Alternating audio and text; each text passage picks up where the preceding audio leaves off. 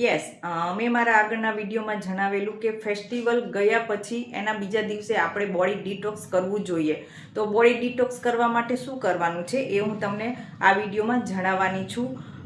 Body detox આપણું start ક્યારથી થઈ જાય છે પહેલાં તો એ વાત કરીશ. તો બોડી ડિટોક્સ જે દિવસે તમે ઓવર ઇટિંગ કર્યું છે, વધારે સ્વીટ લીધું છે કે રાત્રે હોટલમાં પણ જમીને આવ્યા છો, એ રાતથી જ તમારું ડિટોક્સ ડે સ્ટાર્ટ થઈ જાય છે. એટલે કે જે દિવસે તમારે ડિટોક્સ કરવું છે એની આગલી રાતથી જ તમારું ડિટોક્સ સ્ટાર્ટ થઈ જાય છે. એટલે કે રાત્રે સૂવાના ટાઈમે તમે બ્રશ કરીને સૂવો છો, રાઈટ?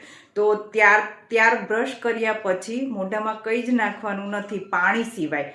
પાણી પીવું હોય તો તમે પી શકો છો. અને એક કામ એ કરવાનું છે કે 1 લીટરનો જગ લેવાનો છે, એમાં માટલાનું પાણી નાખવાનું છે અને એ 1 લીટર પાણીમાં 1 ચમચી ચિયા સીડ્સ એટલે કે તકમરિયા એ નાખવાના છે. અને કાકડી અને કોથમરી ઓપ્શનલ છે, એ તમે અંદર એડ કરી શકો છો.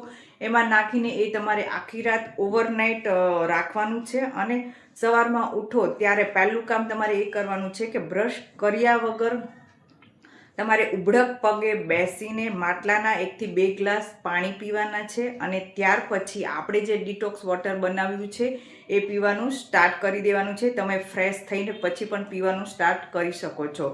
અને એ દિવસ દરમિયાન આખો દિવસ એટલે કે રાત્રે સૂવાનો ટાઈમ થાય છે ત્યાં સુધીમાં પાણી સિવાય કંઈ જ લેવાનું નથી. કોઈ પણ પ્રકારનું અનાજ લેવાનું, કોઈ પણ પ્રકારના નથી ફ્રૂટ્સ લેવાના નથી. એ દિવસે મીઠું, નમક એટલે કે મીઠું પણ તમારે નથી લેવાનું. અને આખો દિવસ દરમિયાન પાણી સિવાય કશું લેવાનું થતું નથી.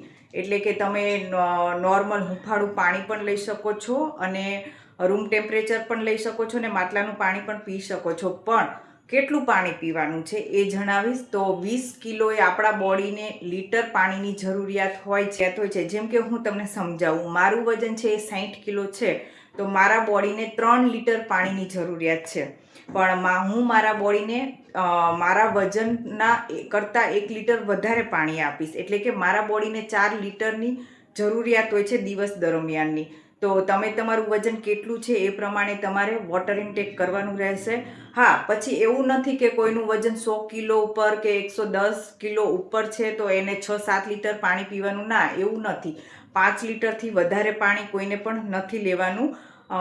અને બસ આવી રીતે તમારે આખો દિવસ તમારો પૂરો કરવાનો છે. સવારમાં ઉઠીને ઉબળક પગે 2 ગ્લાસ પાણી પીવો. ત્યાર પછી આપણે જે ડિટોક્સ વોટર બનાવ્યું છે એ પીવાનું સ્ટાર્ટ કરો. એ કમ્પ્લીટ થઈ જાય છે પછી નોર્મલ વોટર છે કે રૂમ ટેમ્પરેચર વોટર પણ લઈ શકો છો. અને હુંફાળું ગરમ પાણી પણ તમે લઈ શકો છો. પણ હા, ખાસ યાદ રાખજો કે આખો દિવસ દરમિયાન આપણે ખાલી વોટર ઉપર જ રહેવાનું છે.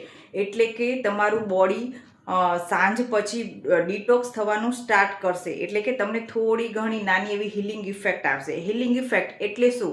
હિલિંગ ઇફેક્ટ એટલે કે આપણું બોડી અંદરથી જ્યારે ડિટોક્સ થઈ રહ્યું હોય તો આપણને નોર્મલ માથું દુખે, પગ દુખે કે વોમિટ જેવું થાય તો ગભરાશો નહીં. એ આપણા બોડીમાં અંદર બધું હીલ થતું હોય છે, એટલે કે રિપેર થતું હોય છે. આપણું બોડી અંદરથી સાફ થતું હોય છે. એટલે સ્વાભાવિક છે કે આપણને થોડીક નાની એવી હિલિંગ ઇફેક્ટ આવે. તો બોડી ડિટોક્સ કરવા માટે બસ આટલું જ કરવાનું છે. Thank you.